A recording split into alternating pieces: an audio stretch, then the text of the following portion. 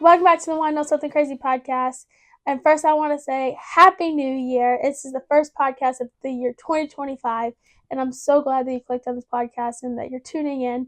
If this is your first time, my name is Jenna, and I'm so excited for what we're going to be talking about this week.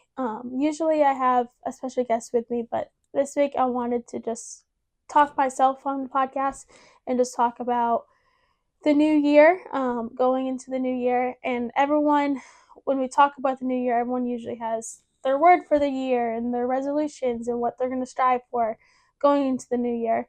And I just kind of like wanted to talk about that and talk about what us Christians, like, how do we better ourselves? Kind of like everyone talks about the idea as new year, new me. I saw recently on Instagram about, instead of saying that, new year, better me. And I guess it's kind of like that idea that I want to talk about this week. So, first thing about the new year, new me is kind of like, no matter what kind of year you're coming off from, it could be a spiritual high, it could be coming out from a breakup, it could be just a very a struggling year. And you're hoping to turn the page in 2025 and for turning a new leaf to most having a lot better year.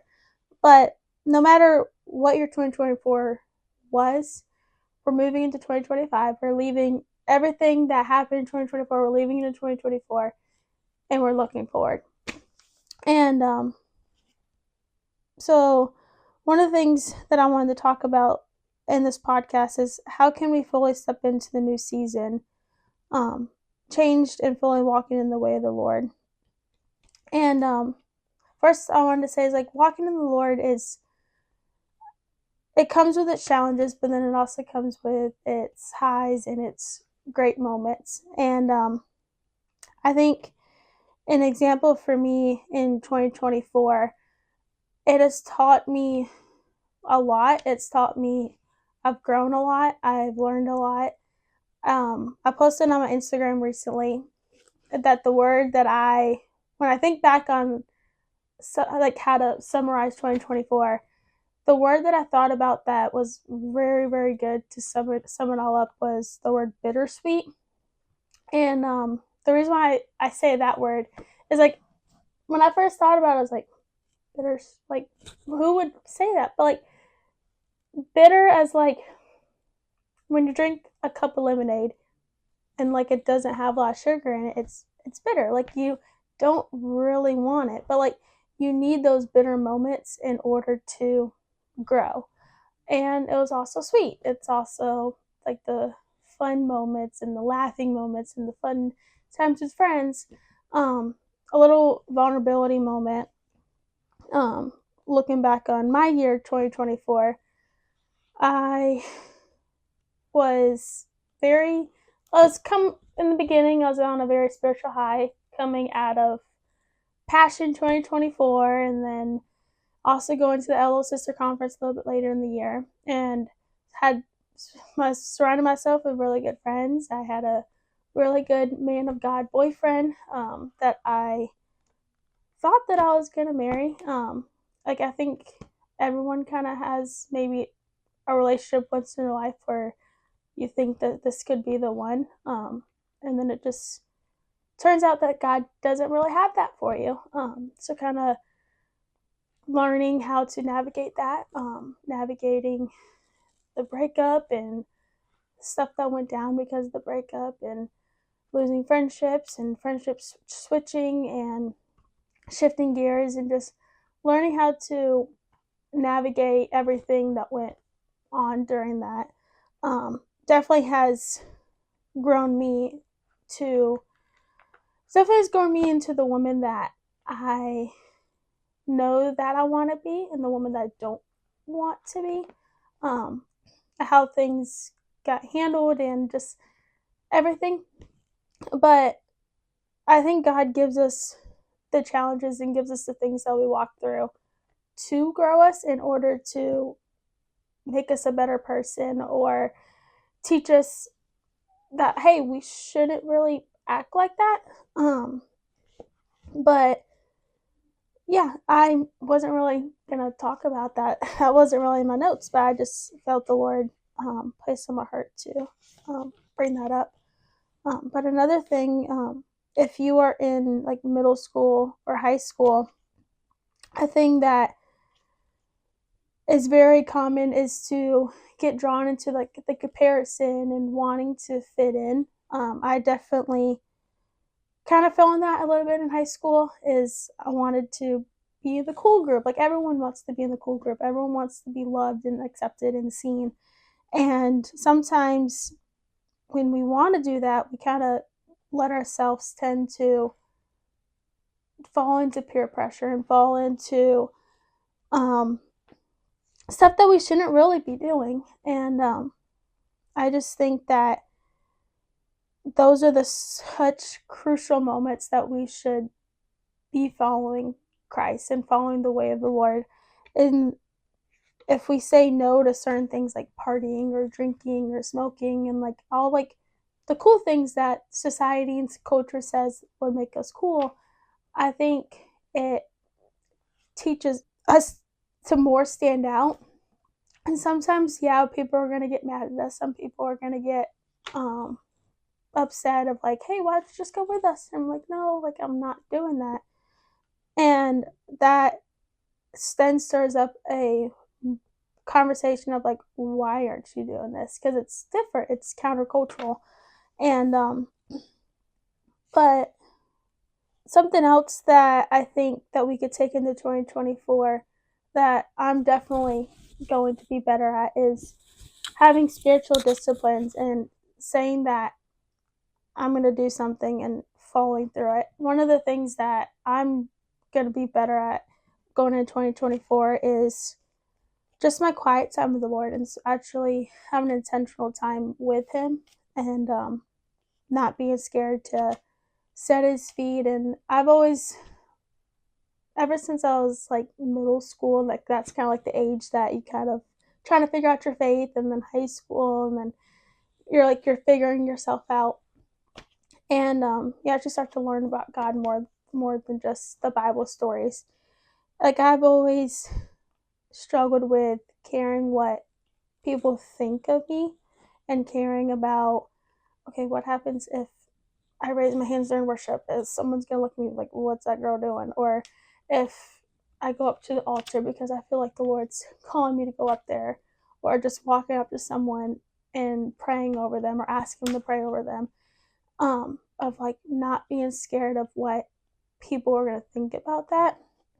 And so I think going into 2025, I just don't want to be scared over the little things like that. I don't want to care about what my friends might think about me or what others might think about me. Like, I just want to be full hearted, pure heart. That was like the word of my year that I am going to have for 2025 that I felt like the Lord was telling me for a while is just the word pure heart of just, I don't want anything else but your heart. And I just felt so strongly the Lord telling me that. And so I am going to do that. I'm going to strive to do that. Sometimes I might fall. Sometimes I might like drop the ball and not do something that I feel like the Lord's telling me to do. But we're all human. We all make mistakes. And I think having those accountability partners in our life is good because they're like, they keep you accountable. If like you say you're going to do this, they're going to keep you accountable and they're going to make sure you do it. Um, Last Friday, I met with one of my friends, and we kind of talked about this same topic of what are we wanting to be better at in 2025. And she was talking about some things that she wanted to do, and I was talking about some stuff, and we're going to be accountable with each other. She's like, I might text her, she might text me, just keeping like, hey, how's this going? Like, how are we doing this? So I think it's really good. And if you haven't found that community or haven't found a group or a small group or accountability partner or a mentor, I think in 2025, like find that group, find that person. Sometimes it could be one or two people, sometimes it could be multiple people, but my opinion is I think find that like one, maybe two people that you go to on a regular basis to check in and to keep each other accountable and keep each other on track. Um, I have a couple um, like spiritual disciplines that I think I'm gonna definitely work on as well going to 2025. But I want to share and like help you guys to also be the new me, new year, better me. Um, so one of the first ones is creating a schedule and a plan. When it's the best time to have your quiet time and spend time with God, because you can't have a relationship with someone if you don't spend time with them. That's kind of like if you were a boyfriend, girlfriend, or a boy or a girl. Like you can't have a relationship with that person if you don't spend time with them. You don't know if you're gonna like to do certain things with this person, or like you want to get to know them, want to know what makes them happy, what makes them mad, what makes them sad, what sports do they like to play, what things do they like to draw, or they like to cook or bake, or just that's how or you grow a friendship. That's how you grow a relationship. So that's how you can grow a relationship with Jesus. And Jesus just wants to spend time with us. And that's how you get to know Jesus better, is by spending that time with him. So my opinion, or my point, is to just create a schedule and a plan of, okay, when am I going to make this time in my day to spend time with Jesus? It could be in the morning, getting up maybe an extra 30 minutes, maybe an hour, if you want to be a little bit longer before you have to head to work or log on to go to work if you work from home. Or it could be on your lunch break, or maybe a little bit time just before you go to bed. However you see fit within your schedule. My second point is I my favorite thing to do in the morning is a devotional. It just helps me to, because it's broken down by day, and it just helps you focus on something to focus on for that day. It gives you a scripture. Usually, most of them, like every single one gives you a scripture and like a little explaining about it. And it just helps you to be able to think about that and think about the scripture and think about maybe something like a question. Like a lot of the ones I go through has like a couple questions that you can think about throughout the day, or like a little challenge in it. And so, yeah, I just think that having that in the morning just kind of sets up your day for having those constant thoughts and maybe conversations about Jesus or about Christianity. And if you don't have a devotional or don't know where to turn to about a devotional, or which one to even choose, you can look in my comment section or follow me on Instagram or TikTok or Facebook or Spotify, if you're listening on Spotify or YouTube. And you can either message me or comment, and I can give you some insight of like which ones I find that are really, really good. And based on if you want more of like a relationship one, or like a single one, or a how to love better, or Sadie has a really good one of how to put love first, and it's kind of like all about like loving others, which that one's really, really good. My third one is finding a good group of Christian community, small group, and people to keep you accountable.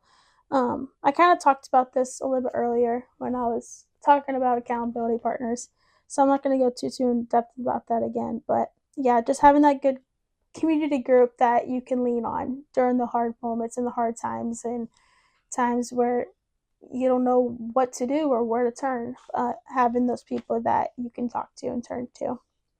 And lastly, it could be in your community or family, but finding one person or two people that you can turn to as a mentor, which this kind of is similar to like the accountability person, but a mentor, usually it's some accountability person could be someone around your same age, but a mentor is usually someone that's older than you that might have walked a little bit more of life than you have.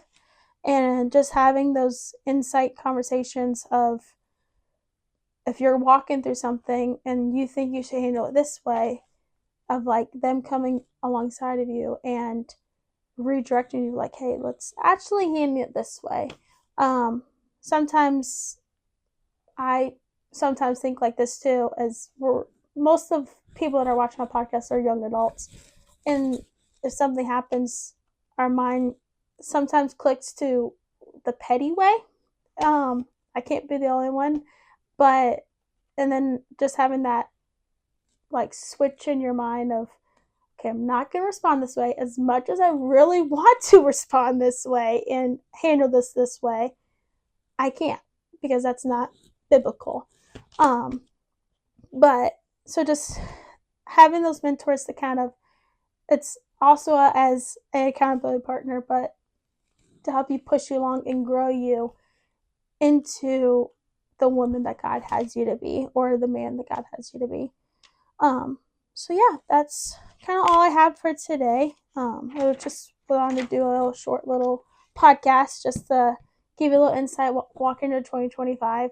I'm excited for this new year. I'm excited for this new chapter in my life. I'm walking into a lot of new things, and I'm a little scared, a little nervous, a little excited all at the same time, but I'm excited to see how God's going to move and work through all of it.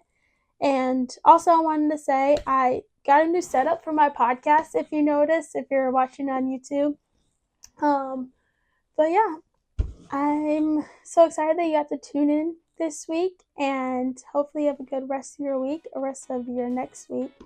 And I'll see you back next week. Bye, guys.